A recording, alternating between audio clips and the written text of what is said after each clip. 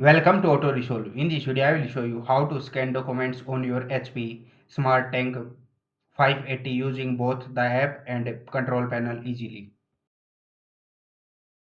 Method 1. Scan using HP Smart App. Step 1.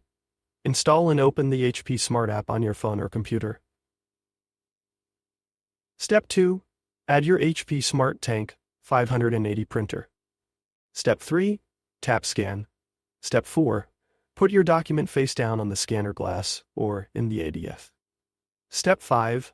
Adjust settings, color, resolution, file type. Step 6. Press Scan. Step 7. Save or share your scanned file. Method 2. Scan using printer control panel. Step 1. Place the document face down on scanner glass or in ADF. Step 2. Press the scan button on the printer. Step 3. Choose where to scan, computer, USB, or. Step 4. Select your computer if scanning to PC. Step 5. Adjust scan settings if needed. Step 6. Press Start.